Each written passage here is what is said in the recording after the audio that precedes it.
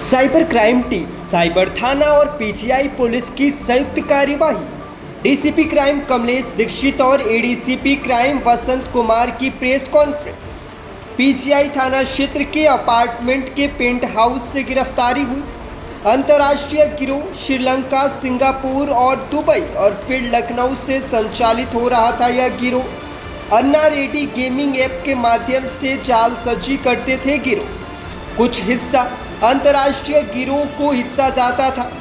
विशाल यादव और प्रिंस यादव, सरगना समेत 15 लोग गिरफ्तार।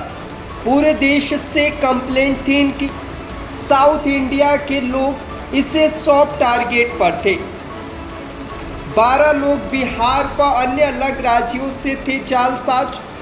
करोड़ों की ठगी की गई इस गिरोह द्वारा। 1 महीने से लखनऊ में कर रहे थे काम। अन्ना रेड्डी एप्लीकेशन से चलाते थे। 2 फ्लोर में 6 कमरे में चलता था रैकेट। जालसाजों की ट्रैवलिंग हिस्ट्री खंगाली गई थी, जिसमें श्रीलंका, सिंगापुर और दुबई की बात सामने आई है। 200 से ज़्यादा कंप्लेंट है इस गिरोह के खिलाफ। एमएनसी के नाम पर लोगों को जॉब देने का नाम खोल रखा था कार्यालय। डी ऐप है और टोटल ट्रांजैक्शन के बारे में अभी तो ये अनुमान लगाया जा रहा है कि ये कई करोड़ का है।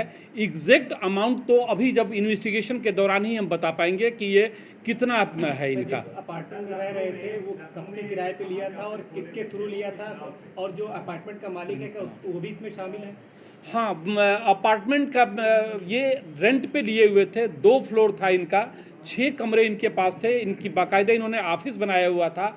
जिनसे लिए थे इन्होंने ऑफिस कार्य बताया था कि हम लोग ऑफिस संचालित यहाँ से करेंगे। उन सारे पहलुओं पे गहराई से छानबीन की जा रही है। अभी 1 महीने से आए थे।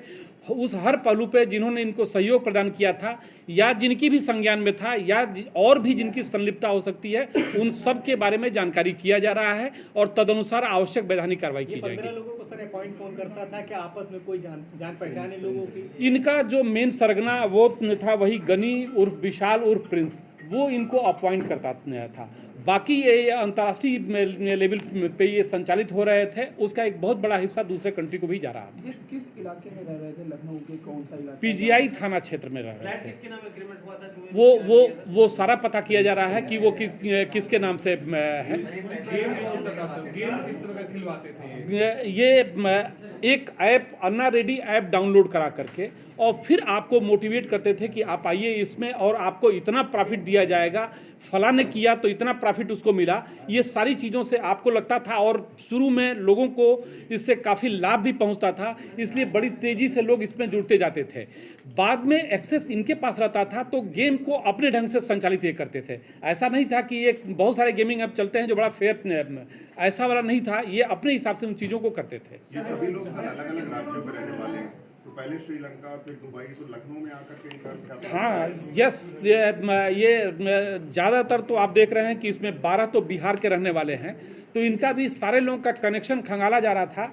इनकी लगातार इन लोगों की हिस्ट्री भी मिली है, जो ट्रैवल हिस्ट्री अभी तक हम निकाले हैं उसमें ट्रैवल हिस्ट्री में श्रीलंका, सिंगापुर और दुबई के ज़्यादातर इनके ट्रैवल हिस्ट्री मिले हैं। और अभी चीज़ें हमारे लिए भी बहुत काम इसमें बाकी है जो हम करके इसको और आगे और जगह भी इन लोगों ने बताई, क्योंकि बिहार के कई लोग शामिल। क्या बिहार में भी ऐसे हो सकते हैं? पहले कोई अपराध इन लोगों ने किया है यहाँ पर? इनके क्रिमिनल में जो कंप्लेंट जो किया गया अभी तक हम लोगों के पास, वो बता दिया कि जो 157 इनके चेकबुक से मिले है ऐसे शिकायत, और 69 इनके मोबाइल से। इतने कंप्लेंट पब्लिक कर चुकी थी इनकी पहले। 200 से ऊपर कंप्लेंट इनके खिलाफ है। सारे एफआईआर को भी मिलाया जा रहा है पूरे देश में से सारी चीज़ों को एक जगह पे समराइज करके और आगे की कार्रवाई की जाएगी। जैसा कि आपने कहा कि विदेश से इसको चलाया जा रहा है, विदेश में जो इसका सरगना विदेश में, तो उसके बारे में जानकारी हो पाई? कौन से विदेश, मतलब किस देश की बात? ये वो भी कंट्री भी ये बदलते रहते थे। ऐसा नहीं है जैसे कि ये किसी एक कंट्री को ही इन्होंने बना लिया। कंट्री भी ये बदलते रहते थे। जितने साइबर में कि पहले वहाँ काम किया, फिर दूसरे में इनको जब ये लगता था कि हो सकता है कि यहाँ पे अब हमारी गतिविधियाँ लोगों की जानकारी में है, तो ये कंट्री भी बदल देते थे।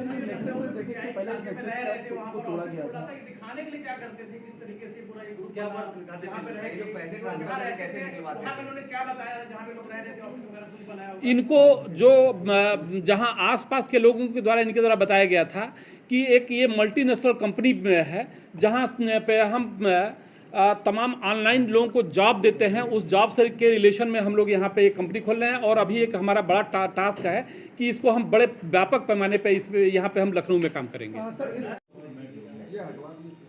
आज पीजीआई थाना क्षेत्र के एक अपार्टमेंट के पेंट हाउस से साइबर फ्रॉड करने वाले गैंग के बारे में जानकारी मिली। इस जानकारी के आधार पर साइबर सेल, साइबर थाना, पीजीआई थाना पुलिस द्वारा मौके पे पहुंच के चेक किया गया तो पाया गया कि एक अंतर्राष्ट्रीय गिरोह जो बेसिकली पहले श्रीलंका से संचालित होता था, फिर सिंगापुर, उसके बाद से दुबई से संचालित होने लगा और फिर यहाँ लखनऊ से इसे संचालित किया जा रहा था। इसमें कुल 15 व्यक्ति अरेस्ट हुए। इनके कब्जे से हमको भारी मात्रा में तमाम सामान इनके कब्जे से मिला है। इसमें 70 मोबाइल, 11 लैपटॉप, 9 लैपटॉप का चार्जर, 16 मोबाइल, 15 बोर्ड चार्जर आदि सामान इनसे भारी मात्रा में मिला है। ये बेसिकली अन्ना ऐप जो एक गेमिंग ऐप है उसके माध्यम से ये ऐप लोगों को डाउनलोड कराते थे। डाउनलोड कराने के पश्चात इसमें गेम खेलने के लिए ये प्रोत्साहित करते थे और उसमें जो पैसा मिलता था इस अकाउंट में एक फेक अकाउंट, फेक आईडी पे बनाया गया अकाउंट में ये पैसा जमा कराते थे और फिर उस पैसे को जो इनका अंतर्राष्ट्रीय सरगना है कुछ हिस्सा उनके पास जाता था, कुछ अपने पास। बेसिकली गेमिंग ऐप में ये अपने हिसाब से एक्सेस इनके पास रहता था, तो जितना चाहते थे किसी को जिताना, हराना, कितना जिताना है, कितना हराना है उनको, ये सब एक्सेस इनके पास रहता था। उसके हिसाब से ये चीज़ों को करते थे। इनका जो गैंग लीडर में है वो बेसिकली कई नामों से जाना जाता था। गनी में विशाल यादव उर्फ प्रिंस यादव, और ये लगातार विदेशों की भी इसकी जर्नी की गई। इनके विरुद्ध जो मोबाइल के इनसे जानकारी जो मिली है कि 69 शिकायतें, 69 कंप्लेंट्स मोबाइल में मिली और 157 इनके चेकबुक से मिले। अर्थात इनके खिलाफ लगातार पूरे देश से कंप्लेंट किया जा रहा था। ये बेसिकली साउथ को ही अपना टारगेट बनाते थे। ऐसे तो पूरे देश में ये काम करते थे, लेकिन साउथ के लोगों को ये इनको साफ टारगेट लगते थे तो वहाँ बनाते थे। इस गिरोह में जो 15 लोग जो पकड़े गए हैं इसमें से 12 व्यक्ति बिहार के हैं, एक लखीमपुर डिस्ट्रिक्ट का, एक देवरिया डिस्ट्रिक्ट का और एक भोपाल का रहने वाला है। ये एक अंतर्राष्ट्रीय स्तर पे ये इस काम करते थे। करोड़ों रुपए की इनके द्वारा ठगी की गई और ये जो अकाउंट इनके पुलिस द्वारा फ्रीज करा दिया जाता था उस अकाउंट को ये छोड़ करके फिर दूसरे अकाउंट को शुरू होते थे और लगातार अपना नंबर भी बदलते रहते थे। इनके मोबाइल्स के पीछे उस नंबर्स का डिटेल भी रहता था। तो ये बड़े ही सिस्टमेटिक तरीके से आज ये वर्षों से ये काम कर रहे थे। 1 महीने से लखनऊ को इन्होंने अपना अड्डा बना करके और यहाँ ये काम शुरू किया था। मुखबिर की सूचना पर इन टीमों ने आज दबिश दे करके इनको गिरफ्तार करने में कामयाबी मिली है।